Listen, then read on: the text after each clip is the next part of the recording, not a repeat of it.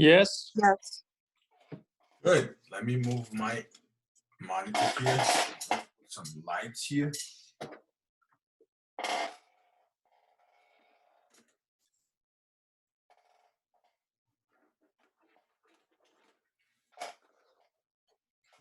Alexa, bedroom 2 on.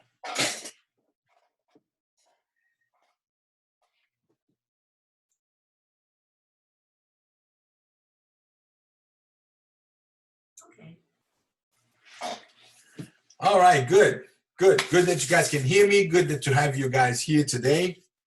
I hope you had a great week so far. Market is still good. You know, we are still experience low interest rate. There's a lot of transactions going on. And to start it today, I like to share some experience that one of our agents had. Even though we've been talking about this, but sometimes we don't remember when we face it. There is one thing that's very important when you take the listing or when you show a property to a buyer, is to recognize what is fixture and what is personal property. Now, personal property, an example of personal property, it's anything that it's not attached to the property, like sofa, dining room table. Even though some people think the TV that is hanging on the wall is attached to the wall, it's not. It's just hanging. What is attached to the wall is the support. That's the thing that is attached to the wall. The TV is just hanging there, like any pictures. So when you see a chandelier, even let's say smart thermostat, that is fixture. Ceiling fan, it's also fixture. When you take a listing, if you find ceiling fans, chandelier, electronic smart thermostat, you need to ask the seller if the seller wants to take it with him once he moves out of the property. Another way, are those items part of the sale? That doesn't mean that it could not be. We need to understand that in real estate, anything is negotiable. Everything is negotiable. But the negotiation has to happen before closing. If you try to negotiate at closing table, we're going to have a problem. So if the seller says, look, this is a chandelier. I love this chandelier. My wife loved this chandelier. When we move out, we're going to take it. So when you put the listing, you put it on broker's remarks and on remarks that the chandelier is not included on the sale. If you receive an offer on the contract, there is an item, there's a line on the contract that says those items are not included on the sale. Then you make sure that the chandelier is there. If it's not, then you make a change on the contract and you put a chandelier. So everybody knows, and buyer will sign, seller will sign, and everybody will know that the chandelier is not part of the sale. If we have any problems during the walkthrough, and the buyer comes in and say, look, the chandelier is not there, and I wanted the chandelier back, or I'm not closing, then you show them the contract, and the contractor says that the chandelier was not part of the sale. So he can't do anything about it. But if you don't put anything on the contract, if you don't make it sure that those things are already agreed between buyer and seller, at closing, you're going to have a problem. So there was a situation where the buyer saw the chandelier. If you're representing the buyer, it's even more important because sometimes the buyer sees the chandelier and they don't make any comment, but they're thinking, well, that's a nice chandelier. It will look nice on when we put our dining room set underneath it. but they don't make any comments. But you are representing a buyer. You also have to have the same thoughts.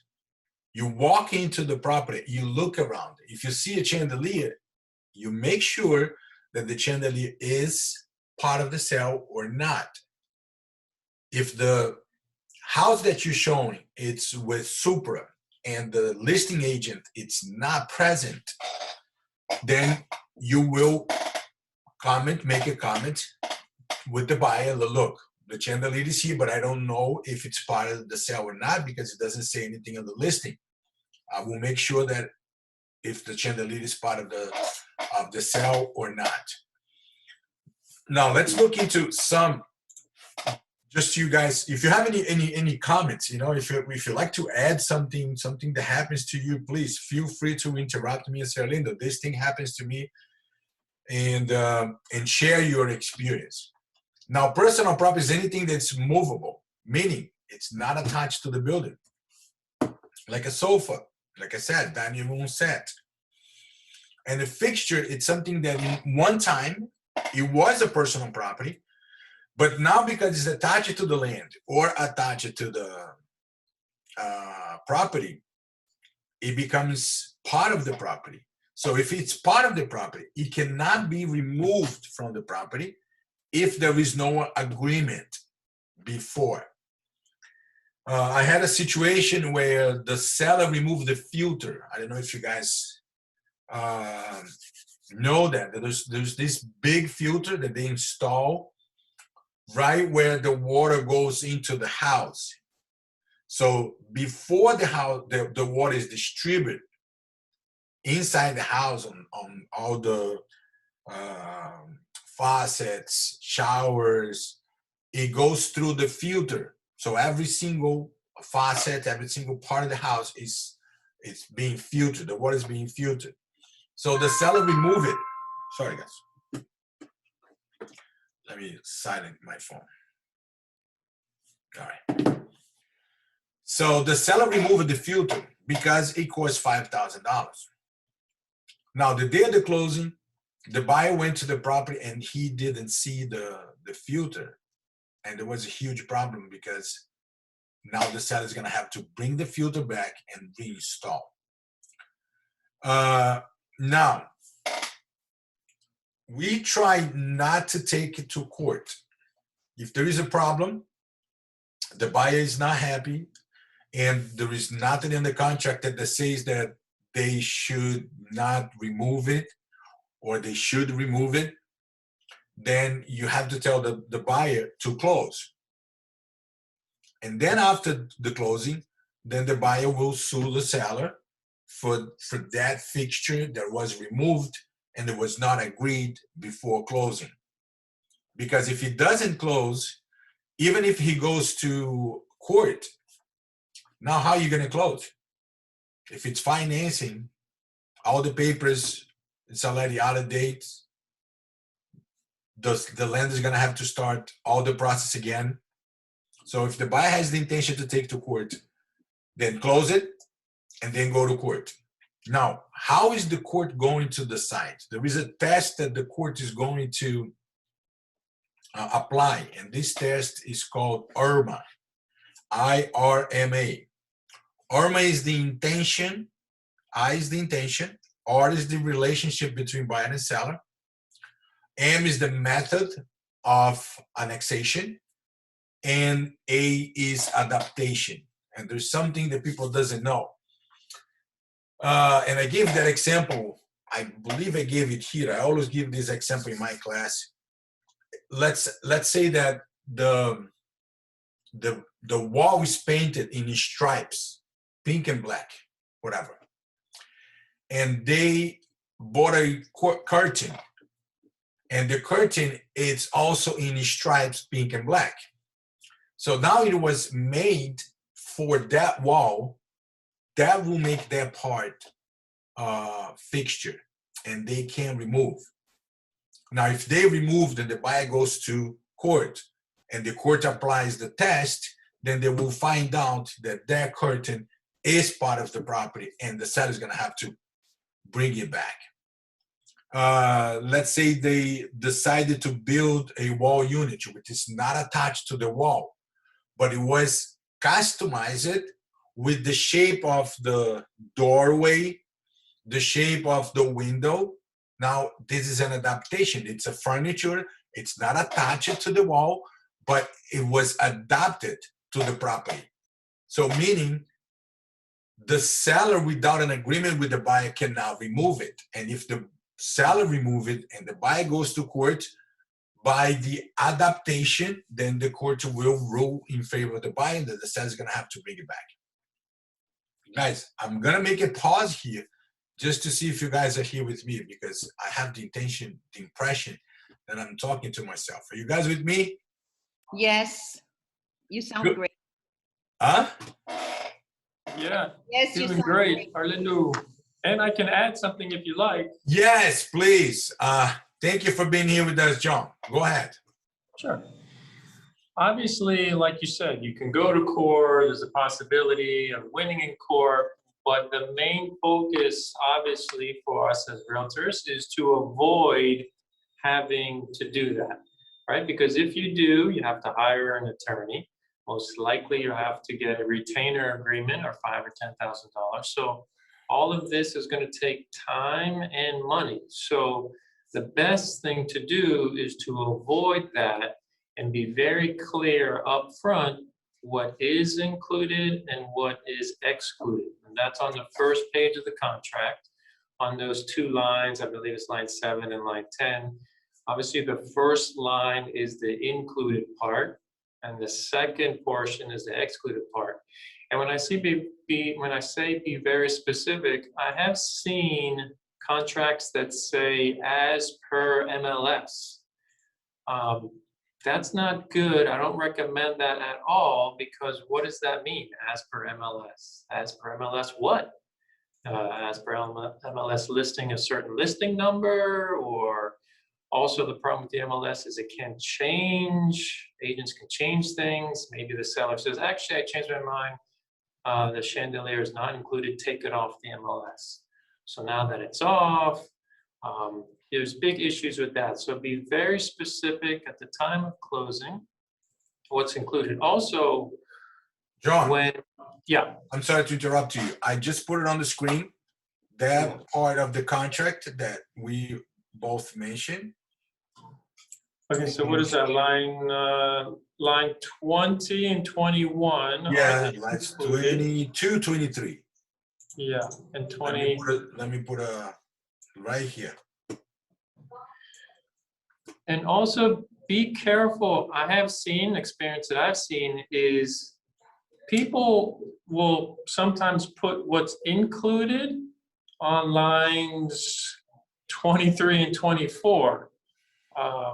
But be careful, that lines are the exclude, because one time there was a property being sold fully furnished, and the realtor put all furniture on lines 23 and 24. So now the contract is stating that it's completely unfurnished if you put all furniture in 23, 24. So be very careful with that. The first section is included, the second section is excluded.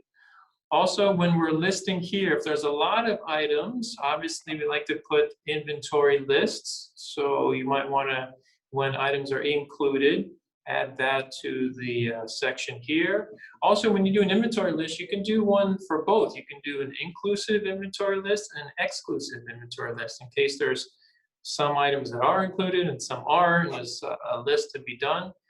And also another experience we had was when we did a closing, they did a walkthrough. The seller had recently just put in a new dishwasher. And so at the walkthrough, he had taken out the brand new dishwasher and replaced it with the old dishwasher that was there. So make sure, another tip would be to, when you do the initial walkthrough, take pictures, because they're not allowed to do that. The contract states it has to be in the same condition when you saw the property or the unit. So it's always a good idea to take pictures of everything when you first do the initial viewing of the property. Yes, John, I had an experience similar to that where the appliances was sub-zero.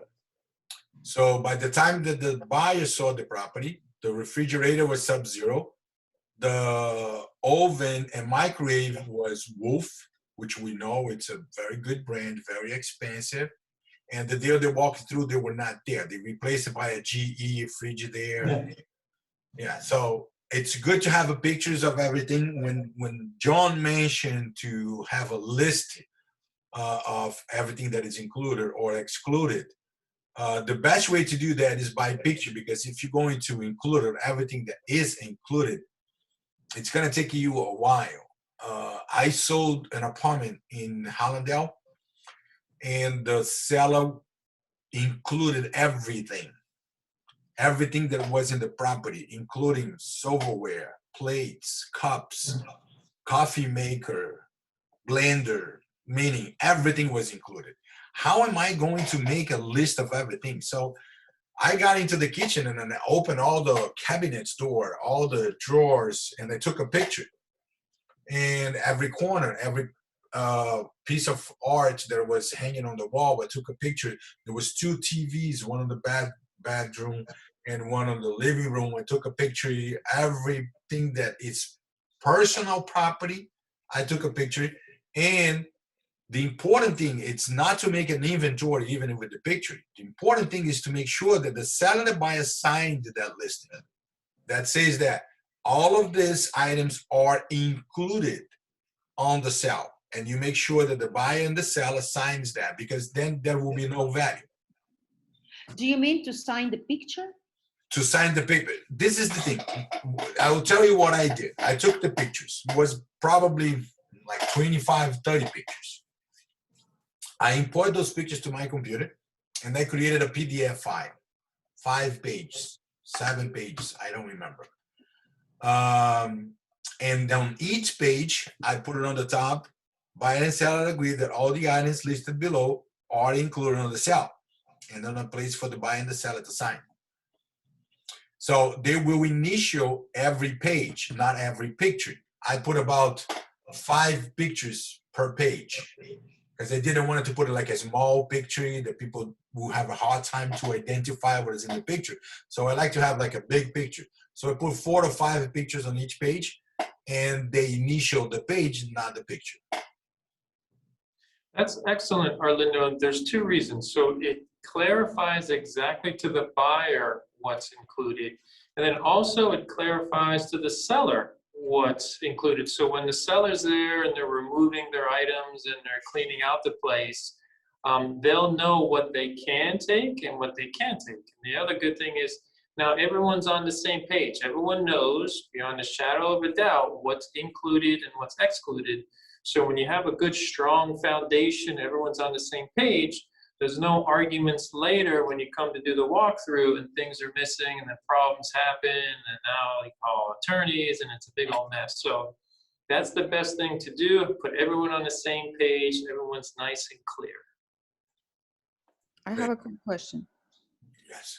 So what happens in that case when, for example, like I did a few times, I showed for one client in 2 days, like 40 apartments. Of course, like we walk in, we take a look 10, 15 minutes, you know, that buyers, they usually look at the view, at like layout, the rooms and everything. So it's like at the moment when we walk the units to see if they like it, we don't know until the moment they decide which one they want to pick. It's really, I don't think like for me, in that case, to take all of the pictures for 40 units is impossible. By knowing that the properties are going fast, of course, when I get home, what I do an offer, which I can't recall what furniture was there or what appliances, like completely up to all of the items what the client wants. What do we do in this case? I cannot just drive back and tell the agent, hey, can you let me in again? I have to do the inventory to make sure I can write the contract. Because we need to be very quick at that. That's the best way. That's the best way, to go back to the property and take a picture. What you can do also is in the contract, you can put in that section there, inventory list to be provided or to be created within 3 days after the effective date. So then you tell the realtor, okay, once it's signed, okay, now you have the right to go back in there within the 3 days, take your pictures and then create that list. So that Well, would be because in this situation, what happened, it's I did agree with the realtor for another house that I sold. And, you know, they replaced the TV that was there with the broken one that didn't work. when did they do that? I think after the inspection. Right, okay, so they're not allowed to do that. So did we have a nice inventory list, or did we say anywhere on the contract that there was this 60-inch Samsung flat screen TV included anywhere, or did it just, or was No, there? because no, because it was a house that actually was listed for like a 360, and then they got like 20 offers. And you know, like we offered in a day, and then they denied our offer, saying that they got higher offers. And then we did offer more. That was with Yosef, the one that we closed the house. And you know, when they called us back, they said you need to answer within 3 hours if you're still like creating a contract or no, because we have to move to the next person that is it's got an offer a little bit higher than yours, but you were in line as the next one who offered more. Like we did 15,000 overprice. So, you know, I put the inventory as I remember by MLS how the pictures looked, but at the end, when, you know, we moved in, we saw that the furniture was removed completely, which in the contract was saying it has to be. I didn't put the brands. That's the only thing for TV. I didn't put the brand. And then when I spoke to the realtor, he said, oh yeah, we'll bring it back. So when they brought it back, of course, they brought it when the client was there, like leaving already. Like they said, oh, give us a few days, we'll bring it because the owner has like super busy schedule and blah, blah, blah. And my client didn't turn it on because, you know, they didn't have the internet connected, nothing. So he put it aside. And he only told me yesterday, he's like, oh, you know, the TV is actually never worked. Like it's dead. Well, if you don't have on the inventory, let's think it clear, okay? Because any situation like this, if you can resolve between the buyer and the seller friendly, it's going to go to court. So if it goes to court, what do we have in hand to prove that the TV was replaced by a broken one? That's why to make the list of all the inventory put on the sale, it's very important in a case like this. Because if it happens like it happened to you, that they replace the TV with the broken TV, or whatever they replace it, maybe it's a brand, maybe they replace a new one with the old one.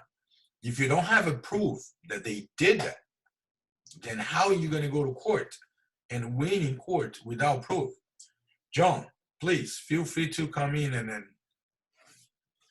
No, that's exactly right. They're gonna say the TV was the TV that was there during the walkthrough. You could have turned it on and checked if it was working or not. Maybe the inspector could have done it, but they're gonna say, yeah, this was the TV, it's as is.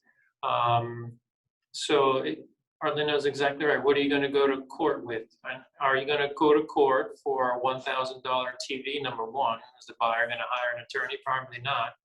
So all these problems need to be dealt with beforehand, because afterwards it's very unlikely you're going to go to court over that and you're going to have an unhappy client. So there's not much to do after the fact for that situation. So that's why we have to do a lot of prep work before the situation happens.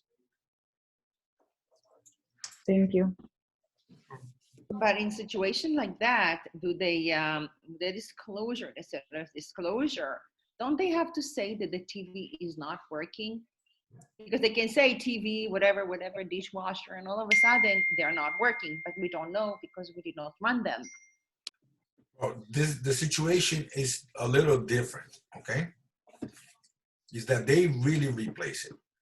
When you do the walkthrough and you know that you're buying proper with everything included, the buyer needs to make sure that everything is in working condition, is not getting anything broken.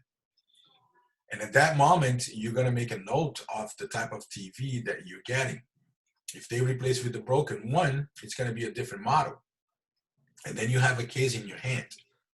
But as John mentioned, to hire an attorney for the $1,000 TV, which is not even $1,000 because it's already used it.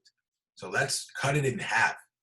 But to replace it, we have a situation where, and I mentioned this here in one of our meetings, that it happened with one of our agents that the buyer was under the impression that the TV was included on the sale, which was not. The TV was hanging on the wall, but hang it. You gotta remember that what's really attached to the wall is not the TV. You don't screw the TV on the wall. You screw the support. And the buyer was under the impression, without mentioning anything to anybody, that the TV was going to be part of the sale. So when we did the walkthrough, the closing was going to be in the afternoon, and then the walkthrough was in the morning, and the buyer walked into the property. The first thing that he didn't see was the TV on the wall. He was really mad. He was not upset. The guy went out of control. He was really mad. We had an impression that he bought a TV that comes with the house, not the other way around. So what the two agents did to still do the closing was, how much is the TV? $1,000. Okay, I pull $500 from my commission. You pull $500 from your commission, and we go to Branch Mart or Best Buy, whatever. We buy a TV and you give it to the buyer, and that's what they did. They split the cost of a TV. They bought the TV and they bring it to the buyer. And the buyer said that he was not going to close. He was going to lose his deposit. We knew that. But you know, when someone is really blind by angry, and no matter how clear you explain that he has no case in his hands, he still believes he has the right not to close. And if he doesn't close, he was going to lose his deposit. And worse than that, let's say not worse than that, but also bad, both agents were going to lose their commission, is going to lose the closing. The agent who was representing the buyer will lose the buyer because he's going to lose his deposit. And if he decides to buy a property again, he'd probably be mad with the agent and it's going to go to a different one. So best solution for both of them was to spend an extra $500 and make sure that the closing is going to happen. So as me and John was mentioning at the beginning, the best thing is to do your homework before you go to close, before you get any paper signed. You know, get everything in paper, document everything, and have everybody sign it to avoid that situation. Now, one more thing that we need to know is about rentals. When a tenant install a ceiling fan, let's say a tenant install a ceiling fan or a smart thermostat, even though it was the tenant who bought it, and it was a personal property for the tenant at the time that he bought it, because he installed, it became part of the property, which means that the tenants cannot take it with him.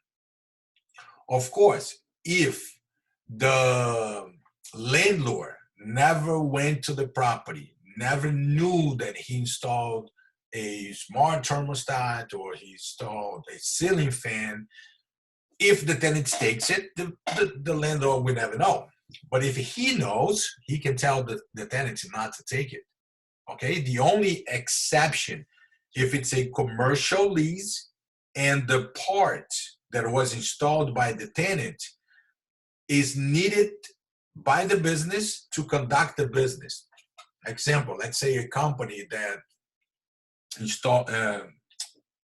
rented a warehouse, and they have a sewing machine, and they attach the sewing machine in the wall so that the sewing machine won't be loose. If they need that sewing machine to conduct the business, when the tenant moves out, then he has the rights to remove it from the wall and take with him. But if it's a ceiling fan, an example, he's not going to be able to remove the ceiling fan and take it because now it becomes part of the property. Natalie, is your question answered? Yes. Yes? Okay, Yes, everybody okay with this? Yes? Yeah. All right, good. If you wanted to make any comments, please feel free to do that. But make sure that when you are working with this, you make sure that you are getting everything in writing and signed by seller, signed by the buyer to avoid that situation. The situation that happened last week, luckily, the buyer didn't care about the chandelier that was removed by the seller. And then there was no problem. But the question raised, everybody was asking about the chandelier. Why is the chandelier not here? Oh, because it was not part of the property. Well, the buyer was not really in love with the chandelier. He let it go. But nobody, no, not the agent who was representing the seller, nor the agent that was representing the buyer, prepare for this. The seller's agent knew that there was a chandelier, and he never had any conversation with the seller to find out if the chandelier was going to be part of the sale or not. The agent who was representing the buyer saw the chandelier, never asked the buyer if the buyer wants the chandelier, never asked to the selling agent if the chandelier was going to stay or it's going to go. So everybody was just writing contracts, signing contract, and waiting for the closing date. Luckily, there's no harm for nobody, but it could be different. And that happens last week. Okay? So if you see anything that is attached to the wall, to the property, make sure that is or not included on the sale to avoid problems at closing. We good? All right. So, yes. You're going to say something, Nadia? No, at the end, I will just add a feedback about the MLS to all the team, just if they want to consider as well. Yeah, I'm gonna look in here. I think I have it, the listing that I created. Let's see if I can find it. Give me 1 second here. I have this. While you're looking, I have a quick question. Maybe the team knows or John. So, for example, let's give an example for the Winston Tower 600. I've showed like I think 25 apartments. I've spoken with different agents and sometimes with the owners because they show the units. Some of them they say yes, there was a lawsuit going against. The building was doing like some cases which they won like $1 million. The building. And that there was supposed to be in place sometime soon. Nobody knows the dates, which some of them say it's in the near future. There can be assessment if that 1 million is not enough to build the building, the pool, the garages, the lobby, the balconies, the exterior of the building.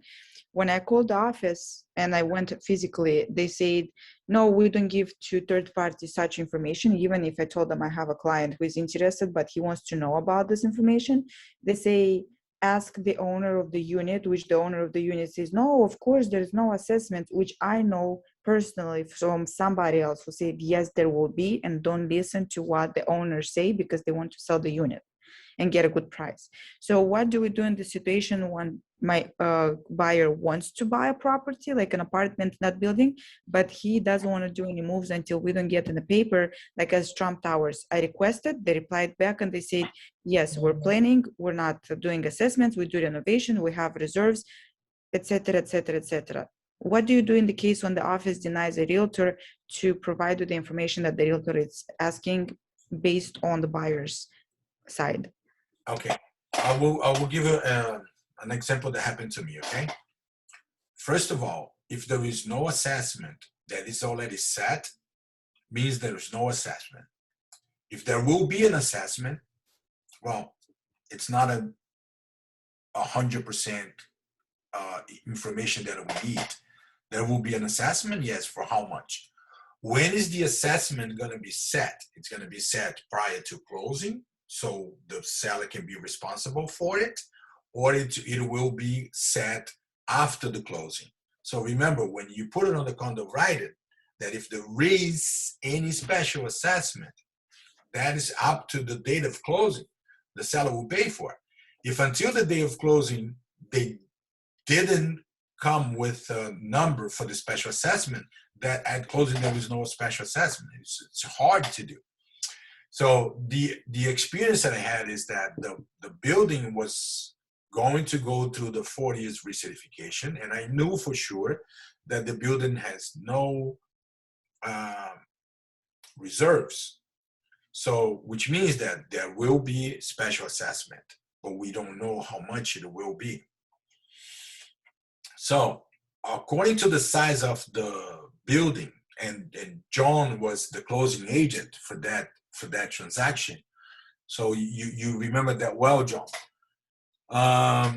I request the seller to leave $35,000 in escrow until the 40 years recertification is done, until we get the certification from the city.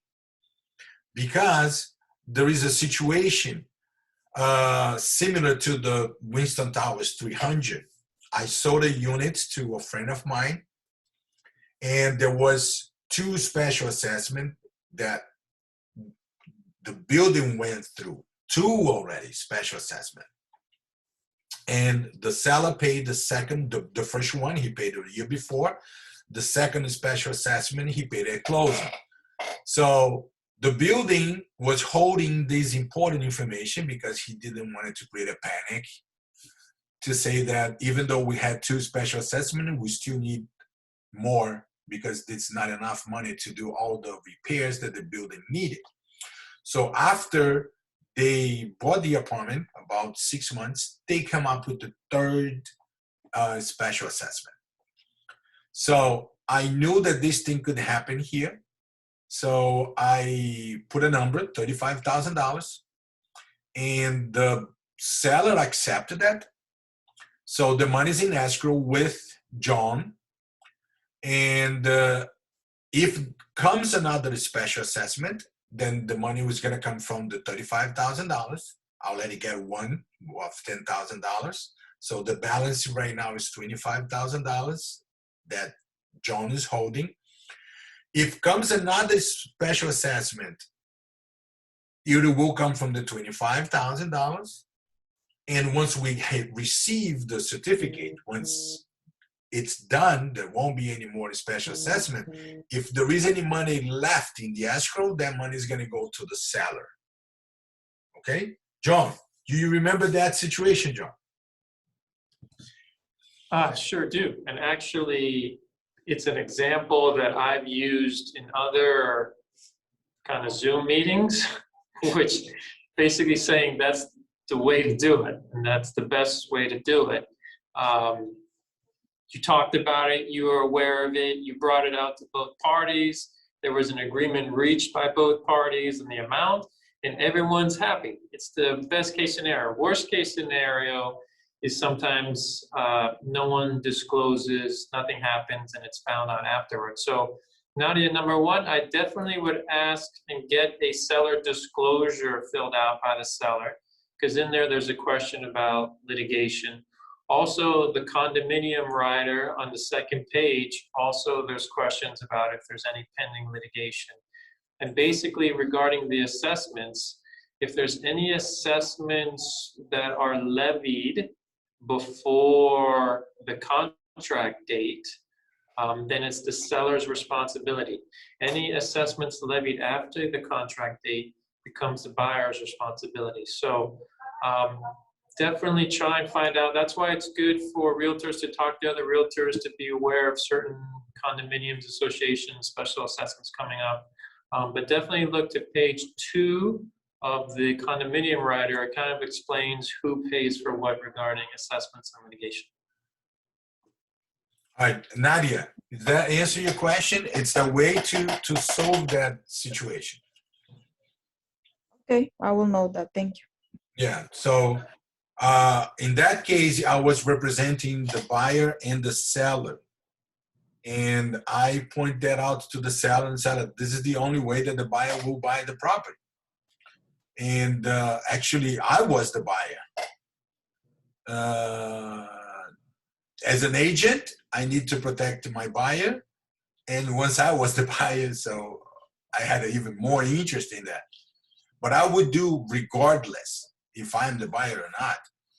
So luckily the seller accepted that, because that was going to be the only way, because we had the property listed for 1 year, and every buyer or potential buyer that came to visit the property, I had to mention that to them. Look, the building is under the 40 years recertification. We have no reserves. And so far, nobody came to an agreement on the numbers. So we don't know how much will be the special assessment. You're buying something that will be a special assessment, and you have no idea how much it is. It's going to be hard for you to ask the seller an amount. Amount of what? There is no amount being set. So after 1 year, then the building came up with the first special assessment of $10,000, and that was the way to solve the situation. You know, we want you to put 35,000. 10,000 will be used to pay the existing special assessment. 25,000 is going to be held by the escrow company, and until we have the situations solved, then if there's any money left, the money going to go to you. And that's why it's important, Arlindo, to get those condominium documents, because a lot of buyers will say, well, what do I do? These are like 100 pages of condominium documents. It's the declaration. What am I looking for? The main thing you want the buyer to look for is the financials of the association. You want to look to see if they have anything in reserves. If they have millions of dollars in reserves, most likely any upcoming special assessment is not going to be imposed on the unit owners. But if they have zero reserves, anything that breaks, the elevator, a new roof, this is going to come out of the unit owner. So make sure to tell your clients when they get the condominium documents to look at the financial part and to look for reserves, because that's very important for assessments. Yes. And I found, yes. Anyone has to say something? Yeah. So I got a situation a couple of years ago that while we were before the closing, the building sent a letter that another assessment going to come for the seawall, but they could not give any information about how much they're going to spend on the seawall or anything. Just a very simple letter that says that get ready, we're going to have assessment for the seawall, and it probably was like 2 or 3 days before the closing. That was like really a big deal for my client, and he was very, very upset. But nobody knew. The agent, the listing agent did not know. I did not know. I was always in communication with the management. I went there, I spoke to them. Even for them, it was like, yeah, there is no assessment coming up that we know of. And then all of a sudden, that's what happened. Yeah. Joan, you want to comment something? Yeah, that definitely applies to page 2 of the condominium rider, where it says any assessments levied after the effective date is the responsibility of the buyer. So in this circumstance, although it's unfortunate, if no one knew about it and the board had just maybe met recently and made that decision, basically what the contract says and the law says is it's not the seller's fault. This is something that's going to be imposed after the sale, and basically it's the benefit of the buyer technically at that point. So they put the burden on the buyer. Yeah, that's unfortunate. I understand why the buyer would be upset, but the contract states that it is the buyer's responsibility. Yeah, I told him that. He wasn't happy, but it is what it is. Yeah, that's an unfortunate one. Most of buyers are always unhappy with something. There is no lucky situation. But also, it does raise a good point, Natalie, because, okay, when you do see a seawall, that should definitely pop something in your head to say, okay, seawalls, these are always problems, and when they need to get fixed, it always costs money.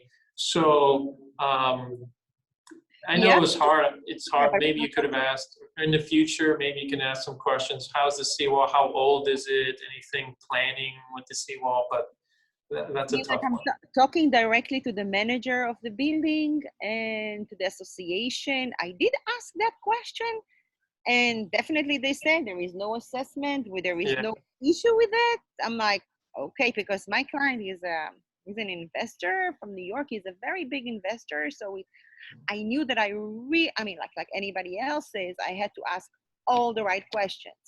Although for him, my problem with him was that he did not read the bylaw and the docs of the building, that he thought that I should read them, and I told him definitely it's not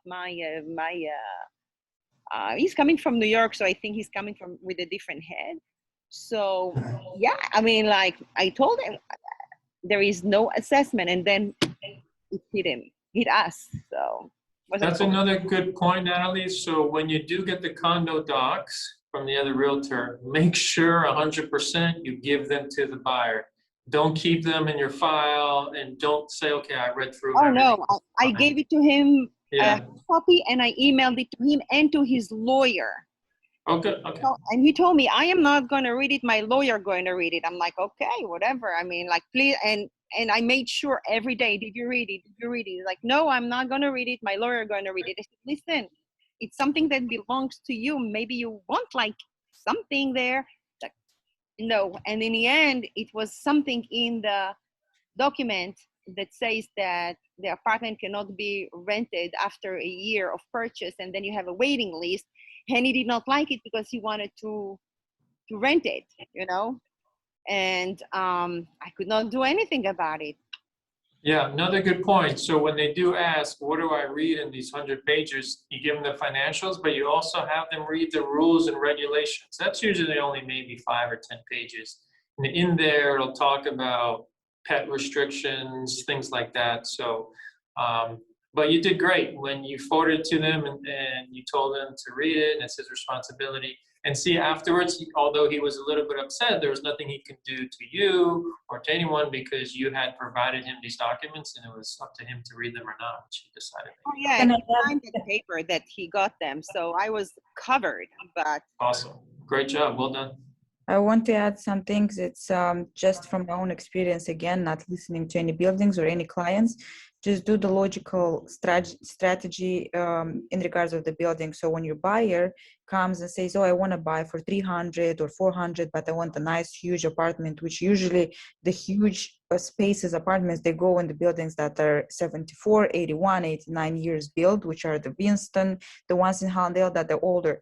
So when I tell them, I say, you have to choose. You either buy a newer building, which also they will have some, I mean, they're stronger in financials because it's new constructed buildings that they have management companies. It's not this like volunteer people that have no experience or saving money and being able to do financials, which is volunteer people. They have no idea what they're doing. They're spending money left and right. Plus, I always tell them, you're dealing with a volunteer building, that there is no company that you have to pay for their services to be responsible for all the building financials and make sure that these financials are distributed correctly and the building is maintained as it's supposed. So I say, you either buy a 1 million property, which is on the beach, you pay 3,000 maintenance fee for a 1,500 or like even 1,200 square feet apartment in Chateau, $3 million purchase, or you purchase for 400, but you have to understand any buildings built before the 2005, they will always require a touch up that might affect you, which we cannot know in place when you purchase the unit. Nobody can know what a old building can come in a month with cracks or damages or something that has to be fixed. It's not a new building. And knowing that it's not managed financially by professionals, but it's by volunteers, which is an 80 years old grandfather sitting there for 25 years that he owns that building and he's just doing his rules. So you always have to keep it in mind. Also review the documents that people are signing with the dogs, with the service dogs, with the pets, because now this is the biggest issue, that when the people buy, you tell them, okay, you live 1 year, you can rent after, but the most of tenants now are people with pets, which is limiting us of helping our buyers to get the return of their investment because of the pet information that we didn't pay attention when we purchased the building. And we have to clarify that situation when we buy it. What happens? What are the laws of the tenants with the dogs? Because then they say, oh, the dogs are allowed only for owners. So then we're losing 50% of the possibility to get good tenants just because the building says, I don't want to have the pets of the tenants. Only owners can have it. Even if the owner is okay, the building can deny you. Also, I have a question. How it works if the buyer bought a unit, like for example, 5 years ago, under one condo rules and the regulations or whatever it's called, that pets and renters and stuff like that. Then after 5 years since he purchased the unit, he wants to rent it out, but there came a different board director, whoever, maybe they changed it, and he says, from now on, I'm changing the rules and regulations. I don't want any pets for new buyers, for new tenants, or I don't want this and this and that. The old buyer, the one that he still lives in the building and he keeps the unit, is he going by the rules and regulations that were at the moment of buying, or he has to abide by the new ones that are made, that maybe like by someone else who just got new and he wants to change the world? I heard that they go by the old ones. I'm sorry. I had situation like that, and with one of my renters that she wanted to bring a cat, and the old one said that pets are okay, and then it was a new management. They changed everything, and it was a heartbroken because she almost got the apartment. She was moving from Arizona, and then in the last moment they said absolutely no. And the guy who owned this apartment, he is a broker himself, and he said, listen, I signed up when I bought the apartment. Yes, pets are allowed, but they fought him and they just did not let us continue with that in my experience. Look, Yeah, the answer is it's whatever the current rules are for that association, it applies to all unit owners, unfortunately. If there's any issues with that, the thing you have to do is contact the board, attend the meetings, but yeah, rules apply to all unit owners. so Also, I want to add another situation that I had the listing like recently. The building say that the pets are allowed. It's a management company in South Beach.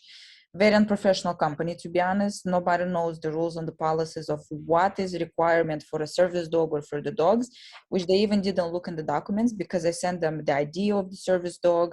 And also they said, yeah, you don't have to disclose what is your disability, but you have to tell me if that's a dog for your like health issues or not. You have to say yes or no. So my client said no, and then they said, okay, why are you saying no? Then you have to disclose what is your disability. After this, they said no, because the dog is service. No, they say the dog is 75 pounds. We're gonna deny it. And then I said, did you guys look that this is a service dog? And they are like, they were quiet for a week. And then I said, you know that by the Florida law, any service dog, emotional, can be denied, because everybody knows we can get it in each corner, like left and right. You go and you just sign a paper, you get the emotional document signed, and you're good. But they were going to refuse a service dog. And when I just said by the Florida law, you're not allowed of any size to refuse of any dog, because the size of the dog is helping the client in some sort of issue, I said, you can't deny it. So they took, I think, a week to Google it, or I don't know what. And then they just said, okay, we'll just accept the service dog, but this is not the size we allow. And I say, it can be a pig size dog. If it's a service dog, you have to allow, as long as the tenant is having the dog on a leash, it's having the dog like cleaning the area, not shitting on the floors and stuff like that. They said, okay, we just missed that document. We didn't see that it's a service dog. Say, how can you miss a document? I said, do you know how it looks, a document of a service dog, at least, to deny it? And then they just called me next day and they said, your tenant is approved, welcome to the property. It's just like, it's crazy how some of the buildings, they don't know even the policies. So never lose your chances of going and telling them what you know, at least to show them that you're knowledgeable realtor, that you're not just, submitting an offer and then they just can bully you from left and right. yeah. So the situation that you were mentioning, also Natalie, and you also before, this is a very complex situation with the association, very complex subject. There's one thing that we have to understand, there's something called Godfather. If I have a dog, and by the moment that I got my dog, the association allowed me to have a dog. And then 10 years, 5 years, 2 years later, they decide to change it. They cannot come to me and say, you got to get rid of your dog.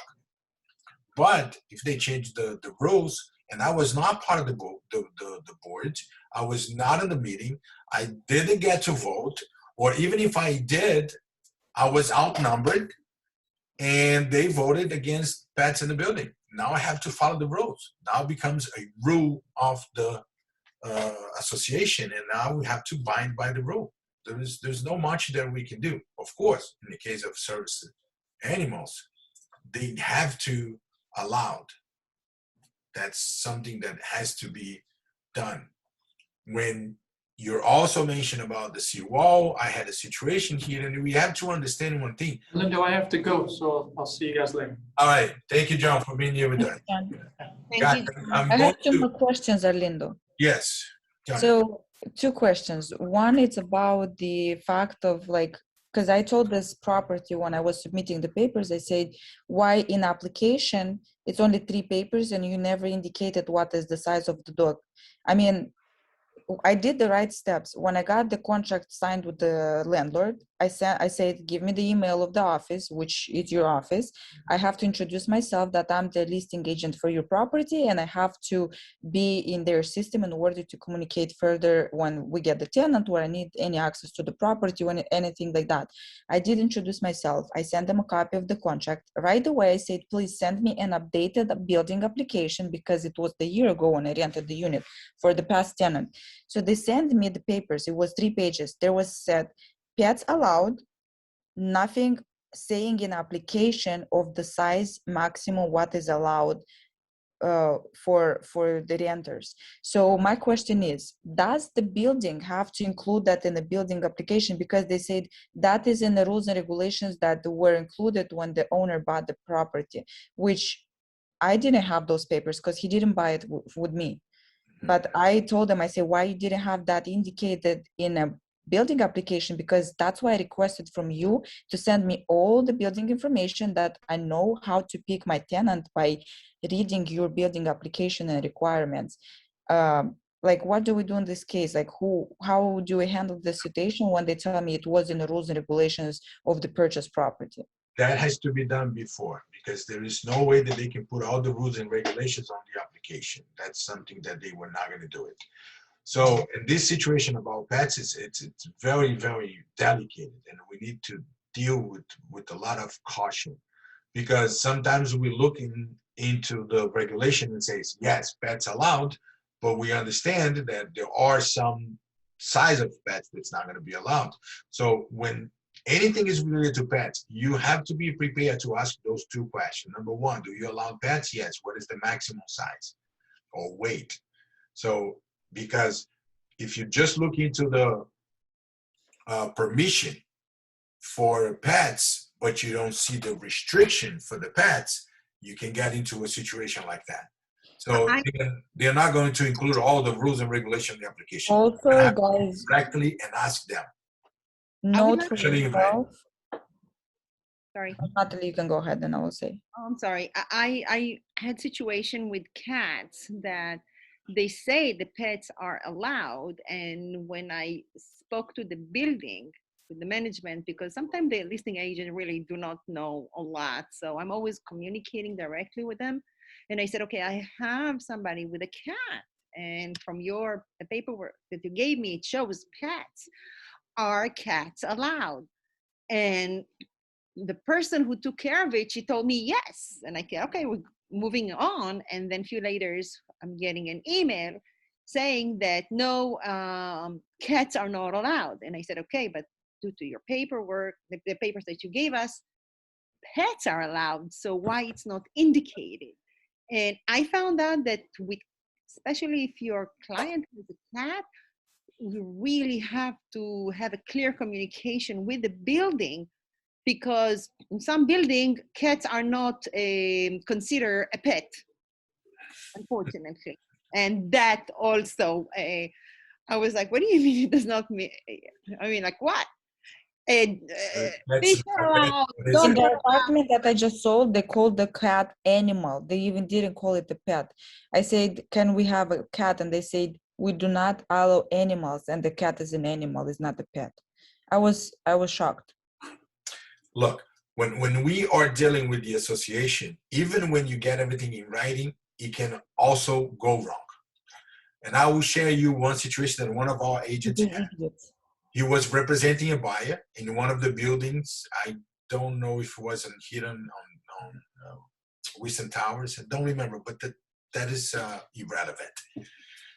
The listing in the MLS, it shows that the unit has 2 assigned parking space.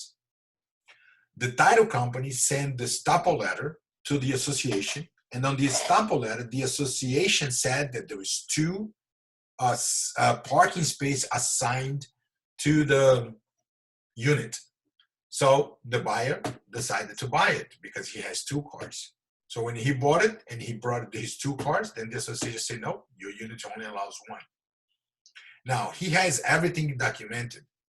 He has the MLS that shows there's 2 parking space, the estoppel letter from the association saying there's 2, and even though the association said, no, it's 1. Now, he had to initiate a litigation against the association for this parking space. Now, that is already running for, a few months. I don't know, maybe 6 months, 8 months, and there's still no solution. You see, even when you have everything in writing, you can still deal with the situation like that. Imagine if you don't get everything in writing. They can tell you, yes, it's allowed. They tell you on the phone, not in writing, that they will allow 75 pounds. But when your tenant or the resident moves in with the 75 pounds, they say, no, you can't come with the 75 pounds because we only allow up to 20 pounds. And then what are you going to say? Oh, I have a verbal information from the person from the office stating that 75 would be okay. Guess what? She's going to deny that she gave you that information. Can I add 2 other more things Yeah. from my experience, if the team just wants to note it? First of all, when you're representing a buyer, you also have to make sure you ask him what is his plans for the future, because especially we work with the New Yorkers, that they have a different strategy with the realtors over there, and people from Chicago and other states like South Carolina, North Carolina. I had my own the situation that the buyer bought the apartment in cash, which it wasn't by me. But the office, because we know how the office now is, they're negligent. They don't even do their job, and they don't care, because at the end they still say, well, okay, sorry. So even if you take them to court, they know that it's going to be a waste of time and money, and not a lot of people are doing this, because most of people don't have the time and the money to go through this, litigations or courts and stuff. So when I brought the tenant in, what happened is that we couldn't rent the unit for almost like a week. We had to be on hold because of the office not noticing to the owner that he had to have owner insurance, which affected the tenant, because he couldn't move in for the fact that the owner didn't have the owner's insurance. How would the owner know? It's because the realtor at least had to check it to the office and see if the owner is supposed to have the owner's insurance. The deal was purchased in cash. They closed the file, they put it aside. When the tenant was moving in, they're like, oh, okay, we cannot move him in because, he doesn't have the owner's insurance. So we had to rush things, but you have to always keep in mind, if your buyer buys, you have to ask the office yourself with the buyers to go there and say, what does the buyer have to do before he is able to rent the unit out? Give me a written paper, what I can guide my client, because sometimes it's big dealers, and even if you do a great job, the buyer is going to turn away from you just from a small issue that is not even your issue, but you could have avoided by knowing it. And also another situation I had is I rented the unit. The situation was like this: the listing agent was one person. She never picked up the phones. She only answered the messages, which at the showing the unit, she sent another agent, which was an office agent that was helping as a management. Then they sent to do the walkthrough another agent, which was just hired as a property manager to that building. So the apartment had a lot of issues. At the moment when I was doing the walkthrough and I was getting the keys for the tenant, the guy said, okay, yeah, the cleaning fee is approved, 350, it's okay. It was a last minute cleaning because I need to pull someone from the job she's doing to come and clean the unit for the tenant to move in. Thank God I was smart enough to text him in front of him and say, confirm the $350, because later when they had to refund me the money that I paid to the cleaning lady, the guy told his manager, said, oh no, I didn't approve 350. So I did a screenshot of the picture, and then they just right away sent me the money. Make sure anything that is money words or stuff, get it in everything. It can be a text message, it can be email. Just say, okay, let me send an email to you, you confirm it back, and then we'll move forward. If not, then you clean the unit or you do it yourself. Make it in everything. Nowadays, the realtors are very, very sketchy, and they're very, very disrespectful to the other realtors, unfortunately. And also the last thing I wanted to say is, I don't know if you saw an MLS, there is this MLS complaint that you can complain to about MLS status at miamire.com.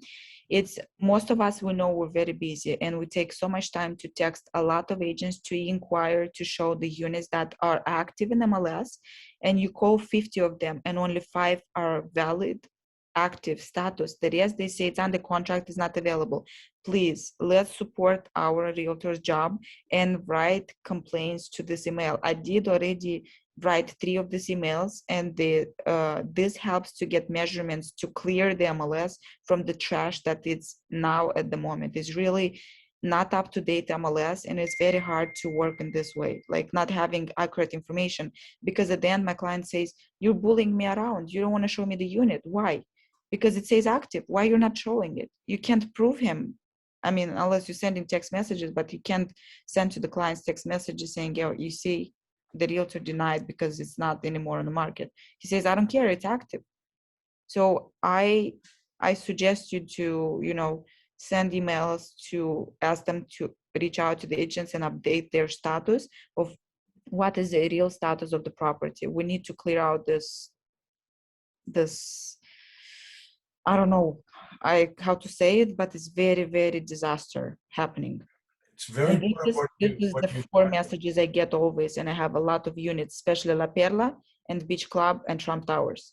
Agents keep it. They don't want to rent it because they want to wait till they get a client for it, but they keep it on the market. That's a very important issue that you brought, Nadia. Very, very important. This was on the portal. Once you log in on the portal on the 29th, saying this: if you see that it's available, it shows on the MLS it's available. When you try to set up an appointment, it says not available, appointment denied, can't show, under contracted. They say for you to report it.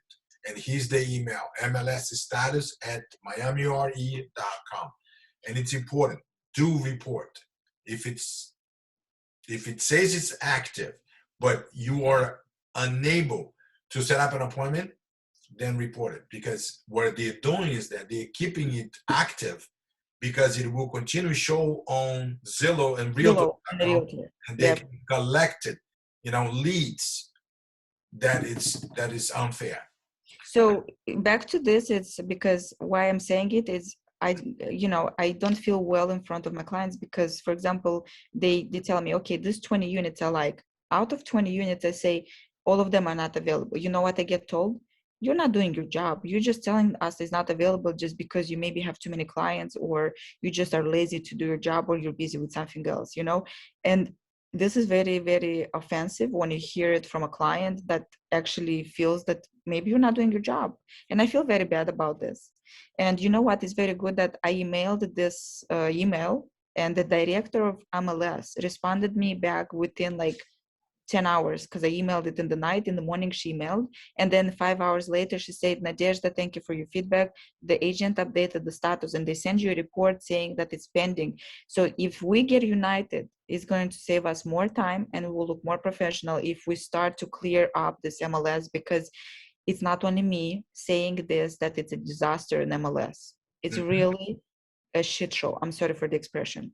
50% of the listings are not true. And when my clients say, but why they're say active? And I tell them, I have to tell them the truth. I say, listen, the agents catch people the way you go to Zillow and you send me the unit you found you liked. And when you call them, if you don't have a realtor, they say, oh my God, I'm sorry, the unit just went under contract. Do you have a realtor? Oh no, I don't. Okay, let me find you another one, because I have other properties. And I say, this is how they get you in their hands. And then they say, oh, I see. And then, of course, I send them 2 screenshots of the agents emailing me, texting back saying it's not available. And I say, you see, this is the proof to tell you. I'm not lying. And my clients stay with me, but this is so low maintenance when you have to prove yourself to the client that actually you're doing the job, but you have to send the screenshots and prove, which is extra job. Everything we do is extra job. Yeah, it's true. It's And true. I've been going through this for like the past 6 months. Honestly, I lost so many clients just because of the realtors not doing their job in MLS. My clients just stop talking to me because they say, no, we don't believe you do your job. And I work so hard to get them something. Yeah, it And is I lose hard to my get time. points, and then you lose because of this. Is Yes. not fair. And the agents, unfortunately, are very disrespectful. I wish half of them are just canceled as agents because they don't do their job. How they deliver the units, how they, how they manage the issues, how they follow up, how they act after they get the contract. It's just insane how bad. Until they want to get you the unit, they're interested. After you sign the contract, they don't care about you. They forget about you. All Yeah, right, guys, you got anything to comment, Natalie? no, I feel for you, Nadia. I have a Yeah. situation with the renter, and we already submitted a contract to lease like a week ago. And it's so hard to get the listing agent to communicate with me. I mean, like I really had to send him. They don't collaborate with you. They don't care. No, and They call the office, do yourself, do your researches. I No, don't give you the unit. You do it yourself. client really likes this unit and it's still available, and it's so hard. I keep telling him he's not communicating with me, you know. Email that email. Believe me, they will respond in seconds. I tell you. So many times, and I text. Oh my God! So what I'm saying, Arlindo, is there any situation like that when the agent is not communicating with you? Okay, so you send the contract to lease with all the documents that they want, and they're disappearing. I mean, like we cannot complain about that, right? Or is there any entity that can help us? You can call to the association. There is a code of ethics that needs to be honored by everyone. You can contact the broker, but look, not all the brokers care. That's the reality. I had a situation that the agents called me, our agents called me, Arlinda, I'm having this situation with the agent. And I called the broker. The broker didn't care. If any agent, not my agent, calls me complaining about one of our agents, I will call the agent immediately because I want to know what's going on. Maybe, which is happen all the time. In fact, that all the situation that happened to me, that the agents called me, other agents from other company called me. I called the agents. Our agents was correctly, but I gave attention to that, and I called back to them, and then I explained, look, this is what happened. But most of the brokers, they don't care. They put the office, they put the agents there, they sit back, and they don't give any type of support. They don't give any type of training. You know, you call them to complain about one of their agents that is ruining their reputation, and soon he's going to have a problem. Natalie, just keep the email chain that you've been emailing, and if you really have proof that you email like almost every 3 days or every week and no answer, you just can send them and say, look, per my emails, you see it, I have no answer, and this is very disappointing because I have a client pending and waiting and I don't get any answer. There has to be the ethics followed by the realtors. They reach out to the realtors, they tell them there's a complaint, they don't disclose the name, but then the realtors start moving. Because we have to do our job. We have to submit complaints because Miami Realtors company, it's so big and there's so many listings. They don't know. They're not the us who are calling. So without help, they can't know what's happening. It's the same thing as how can I know you're a model if you don't put yourself in the public? You don't promote yourself. The same thing is how can I know you have a problem if you do not bring that problem to me? The same way as a doctor. He sits in the office, he cannot know how many people are sick out there until you go to the doctor and you say, I'm sick, I'm feeling this and this. He has to get the measurements and proceed to fixing the issue. The same thing with the Miami Realtors. Contact the support and say, I'm facing this issue. It's very hard for me to work on the market having such treatment. And here is the proof. And then they handle it as long as you just submit it to them. Mm-hmm. That's the only way that can be done. I feel bad to do that. Email. I feel bad to do that, but yeah, I agree with you. We have to do it. You don't have to feel bad. Feel bad when you get treated like nobody because of realtors. They have the listing and they think you're no one. Yeah, you're right. You're right. Thank you, Nadia. Thank you. You're welcome. All right, guys. It was a great meeting. Everybody was participating. Nadia, thank you for your participation. Natalie as well, and everybody else that was here with us. Thank you. I hope wish we you can enjoyed the write rest a of the lot week. of quizzes and questions and answers about the situations, because there's really a lot that is happening in this market. Mhm. A lot. Yeah, And send my me sister is a anything realtor that in you guys want to put it, and then we include it on our meetings. It's good my to sister is have. a realtor in North Carolina, and she is very shocked of the things I tell her about Florida. She's like, we don't have that in North Carolina. They have a harder way of getting the exam to be a realtor, and they have more like of a strong politic about how they have to file to do their job. So here, I hope maybe we can keep emailing and complaining, and we'll come to something, because if we don't do it in a year, we're not going to have a job. It's just going to be a mess in the market, and we're going to lose our jobs. Mm-hmm. With support, we have to get our jobs valid. Otherwise, we're going to be jobless. It's just because we will get tired of this mess. Thank Okay, you. guys, let's end this. We do have all the things to do. We'll see you guys next week. Okay? Enjoy your weekend. Bye-bye. Bye.